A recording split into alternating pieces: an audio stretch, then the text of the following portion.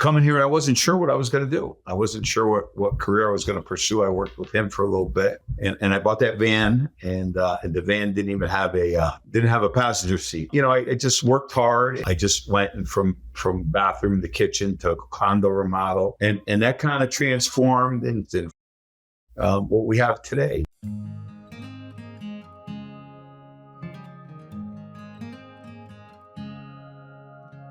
Hello and welcome to Along the Way Life's Journey. I'm your host, Carl Buccellato. Many times I've told you I've traveled millions of miles around this earth and I've met many, many people, wonderful people with great stories. It was my good fortune to meet the man we're going to talk to today right in my own backyard. He happens to be a dear friend. He's becoming very quickly a dear friend, and I would like him to be one of yours as well. Many of us have stories to tell about how we started from modest beginnings and we overcame and we just pushed forward. Well, this man, Edward Cannatelli, did exactly that. He had a great belief in himself. He believed in his higher power, and he had an unwelding belief in ethics. He is the kind of guy who said, I'm going to change my life. And he got in a van and he came from the Northeast about 25 years ago and established himself here in Florida. And Ed, you're a guy who started with very little and you built yourself into almost a Horatio Alger story, didn't you? Tell us about you. Welcome to the show. Thank you, Carl. It's a pleasure. And I've enjoyed getting to know you as well and our mutual friends. I was born to Italian immigrants. I was raised in Meriden, Connecticut. And my family didn't have a lot, but the one thing that they did teach us was good values and work ethic, right? You mean what you say what you mean. When you shake somebody's hand, you look them in the eye and do what you say you're going to do and be honest and forthright and put in a hard day's work and save your money. And, they didn't have a lot, my family, and to see what they've accomplished and then, with the little that they made, I'm kind of embarrassed because I think I fell short, But we had some good times growing up, being an Italian of Italian heritage. There's a lot of traditions. And unfortunately, my mom still makes homemade sausage. And we have the grapevine in the backyard and the fig trees. And it was always around family, and we always supported each other as family. Things weren't always great for me, though. I lost my dad when I was 26. My dad taught me the business, and he was my hero, my idol, my best friend. And I learned the construction business from him, and he made me go to college. And very interesting, I wanted to go fly helicopters. And I was going to go to Embry-Riddle College. And I remember he said to me, if you want to fly helicopters, you're going to go to the Air Force. And that nixed that idea. So I went you'd end up in Vietnam. You didn't want that. So I ended up getting a degree in electronics engineering, which everything I've learned is probably well outdated, obviously. But I remember the day I graduated, and I said, Dad, I got $12,000 and my degree. I'm either going to be your partner or your competition. You decide. And I think it was 6 months before he stopped laughing at me every time he looked at me. And but we ended up working together for years, and him and my uncle as well, who's a big part of my story. And my dad died tragically and suddenly of a heart attack at 48. I was 26 at the time. And I spiraled out of control. I didn't know how to I didn't realize it till after. But I didn't know how to deal with loss. And I did what a lot of people do. Yeah. And I turned to alcohol and other substances, and I made a mess out of my life because that was the only thing that took away the pain, Yeah. And I didn't know how to, and nobody had taught us coping skills on, Right. And I was fortunate enough that I had a couple of people in my family that had been there, and I ended up, I have the uncle that was partners with my father was here in Florida. And he said, come on, we'll do this together. And, and he became a little dad to me. Really, I was very fortunate. And I came down here and I got sober and I recreated my life because I kind of, I created some just for myself. And what happened was I ended up coming here. I wasn't sure what I was going to do. I wasn't sure what career I was going to pursue. I worked with him for a little bit, and I bought that van, and the van didn't even have a passenger seat. My wife, my current wife, when I met her and started dating, I had a 5-gallon bucket. She had to sit and she had a Lexus, and she said, we'll take my car from now on. And I said, okay. But I just worked hard, and it's funny. I remember I put an ad in the I think it was the Pompano Beach High Rise or the Jewish Journal or one of those little publications. And a lady called me. I remember the first week I got a call. I was wondering if the ad would work. And the lady gave me a call, and I said, I'll be there at Tuesday at 4:00. Does that work for you? And she said, oh, that's perfect. And I got there 3:45, and the guard buzzed me in, and she says, I can't believe you showed up. And I said to her, why would I make an appointment with you and not show up? And she said that I called 4 contractors, and I had 4 appointments, nobody showed up. And I said, okay. And that's a prevalent belief here in South Florida. It was so foreign to me. Yeah. And I was like, why would people, you got an opportunity to get a job, right? Yeah. To work. Yeah. And that she told somebody, because I did a good job, she told somebody in her building, and I think I was in that building. That was the Aegean condo. I was in that building probably for a good 10 years. Wow. I just went from bathroom to kitchen to condo remodel. And then another building, very same situation. Lady said, I can't believe you showed. And that kind of transformed into what we have today. We have, I started with myself and a helper and physically doing the work. And today we've got, I think, 16 employees. Our friend's restaurant we just finished. If your viewers out there want a good meal, I think we should give them a plug. Absolutely. Eddie and Vinny's Coastal in Coral Springs, Florida. On Sample Road. You won't regret it. It's phenomenal. Of course, I'm partial to the build out. Our guys did a great job. Beautiful. Absolutely beautiful. Very interesting. We use and it's amazing. I go, Carl, you'll love this. So I go there for the first time after we're done with the restaurant for the friends and family. And I'm sitting there because we use this acoustical spray on the ceiling because one of the problems with all the concrete and the tiles, always sound transmission in restaurants. And I'm deaf in one ear. So, it's funny. I'll go to dinner and I'll be smiling and my wife will tell me after, and I'll nod my head, and my wife says, that guy was saying something you don't like, and you just sit there. I can hear him. I don't want to be rude, so I just smile.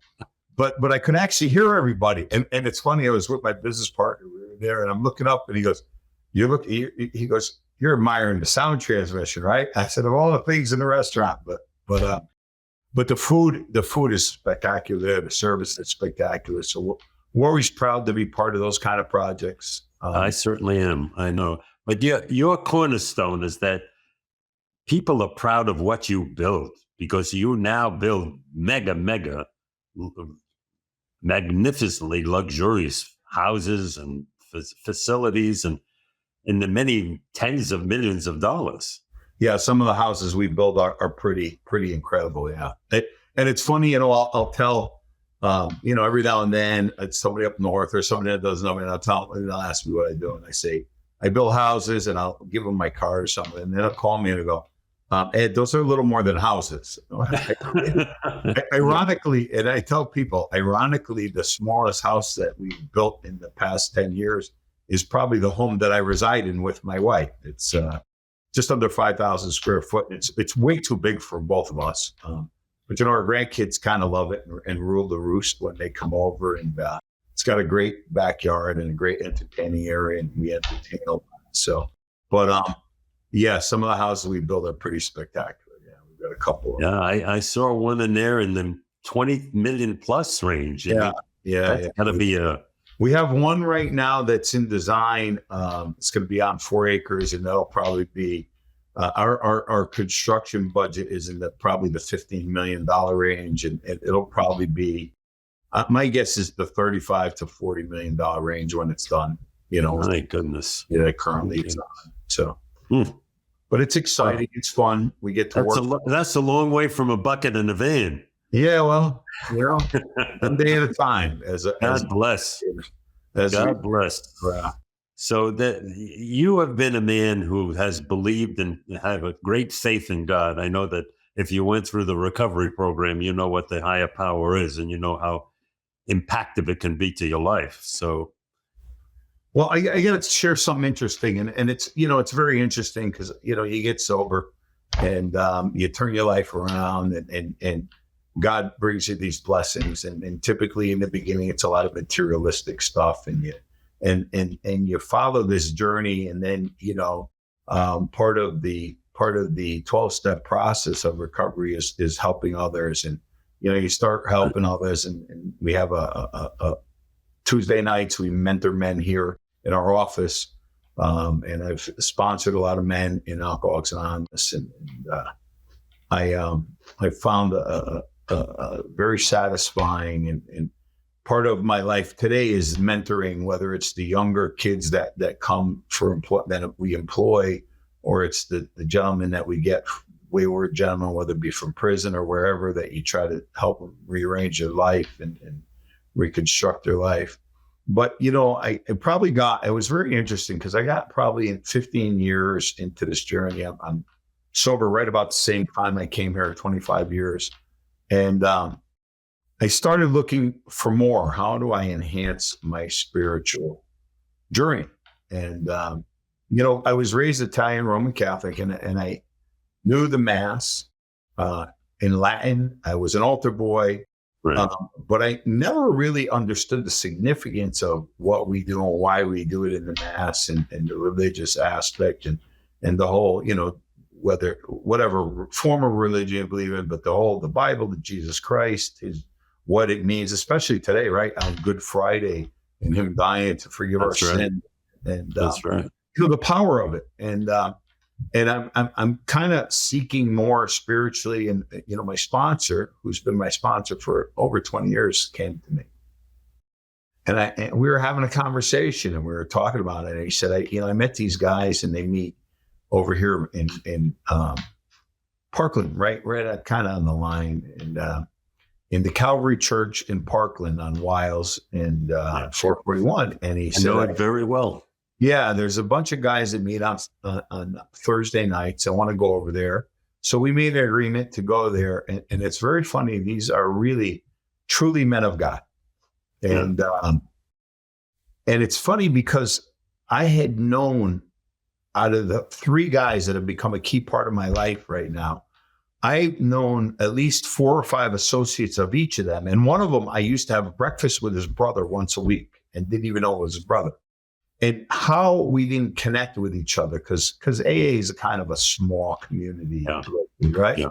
Yeah. And I realized that kind of one of those, when the student is ready, the teacher will appear. If I had met them, 10 years previous, I wasn't probably ready for the depth of the message that they were carrying and the seriousness of their faith. And I probably would have dismissed it and missed an opportunity down the road. Right. But, I truly believe that God saw fit for me not to meet those men until I was ready to accept their message. For all things a season. Yeah. Yeah. And it's crazy how at that time that I needed it most and I needed to get fed spiritually, he put those men in my life that have helped feed me spiritually. And I'm eternally grateful for that. I'm so happy for you. Like you, I came from an Italian background, which meant Catholic, and I was very involved with the church. And it wasn't until later in my life that I always aspired for more, to know more. And ironically, it came from a simple series of words that an elderly woman said to me one day. We were part of this group, and we would get together, couples, and we'd share events of the week. And sit around the floor, kumbaya kind of thing. And one particular night, they were late getting there, this couple, and they sat down, and this woman had this smile on her face as big as the sun. It was enormous. And I couldn't believe what I was seeing. And I said, Rita, what's going on with you? I see something happening there. What's going on? She said, oh, nothing. I said, come on, tell us what's going on. And she said, well, God and I had this good laugh together today. And it struck me like a lightning bolt that this woman was talking about laughing with the living God, that she had a relationship with God. And all I had was a book. And I wanted to have that relationship. I wanted that same thing. I said, I have to find that. And later in my life, I did find it, and greatly. And it's just changed my life enormously. And I too found it with my wife. She was attending Calvary Chapel, and we went there, and just the scripture and the teachings of the Bible and what it meant changed my entire life. Life. So I'm taking your time. I'm sorry. I have a very similar experience because, when I met these men and they had done the 12-step process previous to the big book written. And a lot of it was biblical references. And when I went through that process, and they made us break up into groups, and you couldn't have any of your sponsees or your sponsor in the group. And so you created this bond with a couple of the men that you did it with. Right. And it was very interesting. And I said, wow, a lot of this came from the Bible. So I started, and having raised Catholic, it was almost like you were checking boxes. You were taught these things as a child, and you did them, you memorized, but it was more memorization. And, we did the Passion, we did the Stations of the Cross, and we did all these things in school that were laying the premise. And maybe they explained it. I don't know. And I wasn't paying attention, but I never really fully understood the significance. And I don't know that anybody at that age really could, when you're in grade school. Right. But as I met these men and I did this, so then I said to them, they said, look, on Wednesday night, I said, well, I want to do more of this Bible study. I really want to get involved with this and see how I can enhance. Because I'm always looking, I'm reading, I'm researching to do things to enhance not just my physical being. I work out every day. I try to stay in shape. My mental, I read, I do things to engage my mind, and I want to increase my spiritual being. And I truly believe in that triangle, right? Mental, physical, and spiritual. And I went to a Calvary Bible study and it was like Bible speed reading, like Evelyn Wood speed reading, right? And by the time he was on the fifth verse, I was still trying to find verse number 1, and I had the Bible tabs, and I said to the guys, listen, this is really way too advanced for me. I need they got that Microsoft for Dummies kind of thing. I need a Bible for Dummies. And I kind of went away for a month or two. One of the guys, one of these spiritual guys that I was looking up to in the meeting, he said, it came to me. And it came to my heart. And I don't want to say God spoke to me, but I think he did through my heart. And I want to offer my home, limited 5 or 6 guys. We're going to do a Bible study. And we agreed. We started with James, and we read through James, and then we agreed to go to Matthew. Place to start. Yeah. And then we went to Sermon on the Mount, which I read and was pretty, so it wasn't like I was just coming in green. And what happened is it's let me see, it's 1, 2, 3, 4, 5, 6, 7 gentlemen, 6 to 7, depending on the days. But it's a very small, intimate group. And what happens is you share you read and we speak about what it means to us, how it moves us.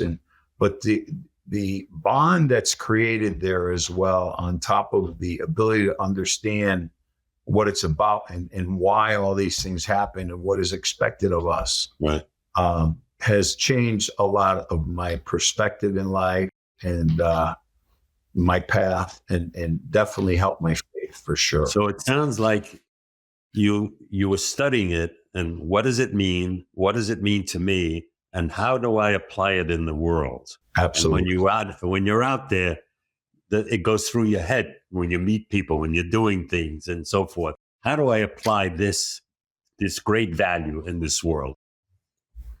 I think, too, Carl, what helped me out was when I did get sober, my sponsor was a big proponent of the big book. And I couldn't understand. He says, well, this book is going to save your life. I said, how's a book going to save my life? But it's an instruction manual, and it had to be studied with somebody. and taking the what the founders of Alcoholics Anonymous wrote in a book, and then applying it to my life and seeing the success, not just of not drinking, but by following the process of the steps, cleaning up my past, making amends, not just the restitution and the amends part, but then constantly, prayer and meditation, and constantly reviewing my day and keeping my side of the street clean. And so having the application of reading a book and applying it to my life was very familiar to me and comfortable, because that was part of my journey through sobriety. Right. And so the transition of taking the Bible and kind of trying to see how it applies to my life and what's expected. Now, it's funny because we were sharing the other day and we were talking about, Jesus washing the feet of Judas, who's going to betray him. And I said to the guys, hey guys, I don't know that I'm there yet. I don't know that I'm going to wash anybody's feet that's betrayed me.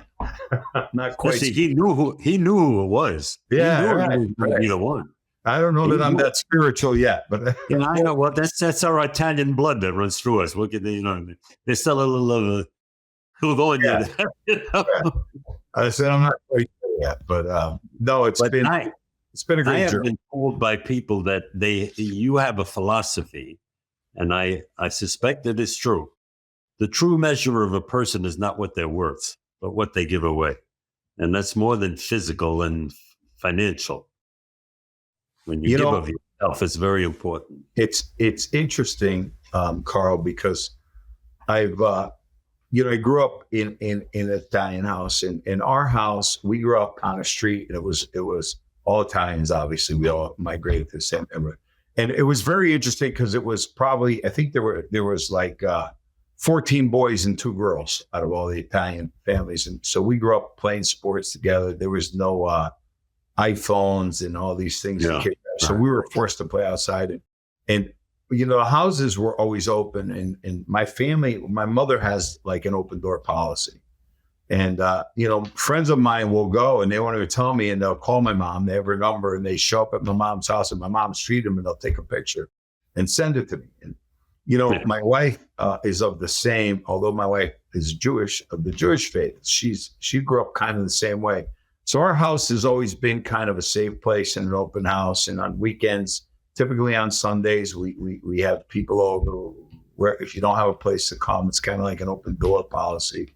And we cook for people and we provide camaraderie and share, But I come to learn that, I think we place too much value on money and materialistic things. And I think our most valuable commodity is time, because we don't know how much we have. And I think the best thing you could ever do is give somebody your time.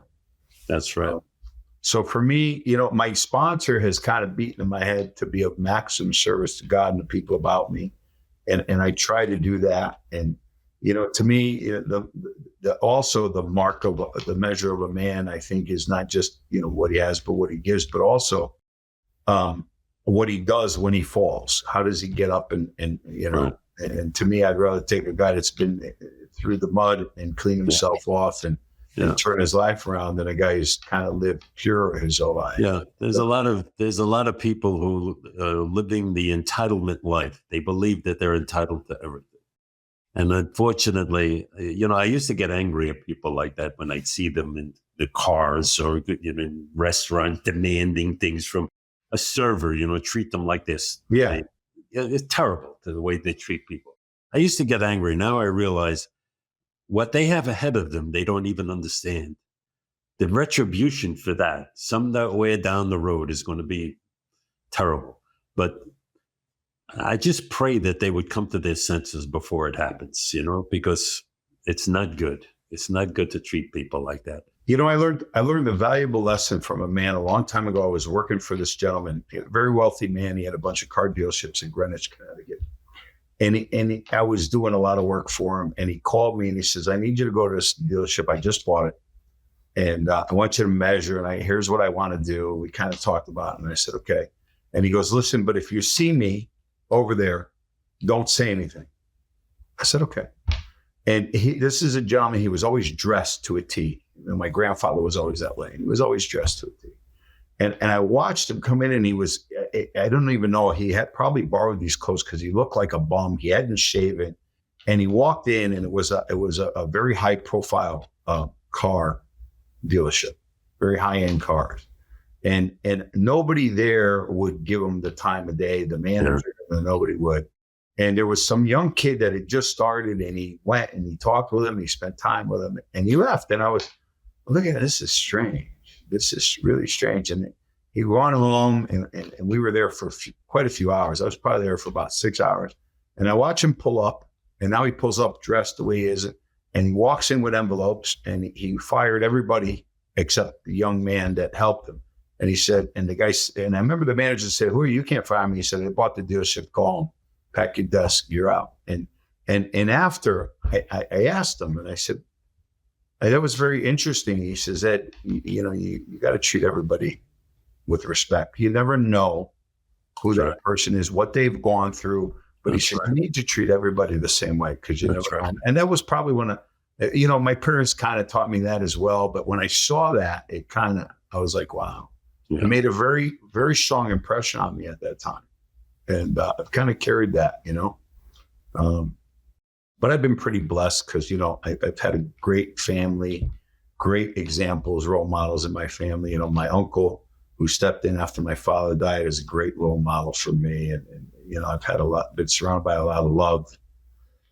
And the people that I've met along the journey have, I got some great people that I met in the rooms, and my current men's support group is spectacular. They really are. And they've all played an integral part on shaping my view and my approach to life. So we have a mutual friend that I won't name, who I love dearly, and I know you do too. Yep. And I keep telling him over and over again, I pray for you for this, and I pray for you for that. He says, "Well, it can't do any harm." I says, it's not doing any harm. It's doing good. You don't realize it. You and I do the same thing. I pray. He said, "I'll accept your prayers." Yeah, he does that for me all the time. And he's really a wonderful guy. He really is. And I'm very proud to call him friend. I really am. I got to spend some time with him today, and not just in a business setting, but we spent some time driving around looking at a couple of things, and it got to the conversation. It's what I really like about it is, we've been friends for, it's got to be 20 years now. And I watch this child grow up, and I see how he is with his family and his grandkids, and his kids and my kids have become, I noticed the other day, my kids were with his kids, and I was like, wow, that's pretty cool. It's a nice feeling, isn't it? Yeah, it is. It's really good at the end of the day. But one of the other things that is interesting, Carl, and I truly believe, going back to what you said about what people share, and I truly believe that because we share the blessings from God with other people, God continues to bless us, because he knows that we're going to share. Oh, I know that. And I'm a big believer, people call it karma or pay it forward. And I just think it's God, God's hand, nothing more. Yeah. I'm in God's favor, but I make sure that I share his blessing. I know you and I share another thing. We're both survivors. You survived cancer. I did, yes. And you're clean for 4 years now, right? Yeah, 4 years. Knock on wood. It was March 31st was 4 years. Yeah, I was diagnosed. God bless. With prostate cancer, and it's not the best of days when your doctor comes in. No. Fortunately, it wasn't major, but it was enough to have the surgery, and fortunately, I got through that. And there were some. This is April, and April 11th, just a few days ago, marks almost 14 years. I had a hemorrhagic stroke, ruptured a blood vessel in the left side of my brain, my skull filled with blood. They took me to the hospital with an ambulance. They told my wife, he's not going to make it through the night. He will not survive until the morning. I guess they were wrong. And my wife said, "You don't know my God." Here I am, folks. I like that story. Giving thanks every day. Amen. For the gift of one more day of life. And it is a gift. And because it's a gift, I know not to waste it. have to share it and use it the way he means it. So here we are. And as Ed just said, this is Good Friday, folks. Yeah. So we're all in a way benefactors of that great gift. We're all here because one divine human being came to earth. God came to earth as a human and took our place and sacrificed for us, for each one of us, so that we could be here whole and healthy and alive. And we should never cease giving thanks for that. Never. Amen. Yeah. So, my good friend, I am so happy to have you on this show. I think you're a tremendous inspiration to people. And the purpose of this show is exactly that. I bring people on. The show is called Along the Way Life's Journey. It's exactly what it says. Along the way, I meet people. And in my journeys, I've met you and people like you who have a story. Everybody has their own story to tell. But they're, in many cases, inspirational and motivational so that they can impact other people's lives, have them think a little differently, act a little differently. You and I have both had such experiences where our story and our message has touched other people. So I thank you for being here today for that. Thank you for asking me, Carl. I appreciate it. Ladies and gentlemen watching this, or in the show notes, there'll be information on how you can reach Ed, how you can talk to him, his website, you could see his wonderful building company and construction company. And if you're interested in that kind of thing, I'm sure he's got more business than he can handle, but there's never too much. Contact him. Could always be worse. It could always be better. That's how I learned to say a long time. So any last comments you'd like to make, Ed? Anyone? No, I just, like I said, it's been a pleasure getting to know you and your wife. And, it's funny that, and it's not, I know funny is not the right word, but I love the way that God just puts people in my life at a particular time, and just to complement your journey and to help you open your perspective to other things and just become a better man, And I'm grateful to call you a friend. Well, I'm sure you've heard this before because you're married to a Jewish woman. My Sicilian expression to you is not Sicilian at all. You're a mensch. Yeah. You're a real mensch. Right. I remember the first time she called me that, I wasn't sure if I was in trouble. It's a great compliment. It's a great compliment. So, ladies and gentlemen, this is our show today. I've said a moment ago, we all have our own story. You have your story. Make sure you tell it. Tell it to your loved ones. Tell it to your friends. Write it down on a piece of paper. Send it into the newspaper. Send it to the local television station. Because when it's too late, and all that wisdom is gone. And if we need anything in this world today, we need more wisdom. Share it with other people who will be benefited from it. That's what Ed does. That's what I hope to do with this show. So share it with everyone that you know. You've heard his story. You've heard my story. Tell your story before it's too late. And I'll tell you one other thing I know. What do I know? I'm this big old fat guy from Brooklyn. I don't know much of anything, but I know this. Get somebody you know today and grab them in a bear hug. Get them in a big bear hug. Tell them you love them. Tell them you love them. It may be the only time they hear those words. And I'm quite sure God loves them also. He loves Ed, and he loves me, and he loves you. So, Ed, I love you, man. That's the way it goes. I love you too. God bless. All right, thanks. See you at the restaurant. Hey, goodbye.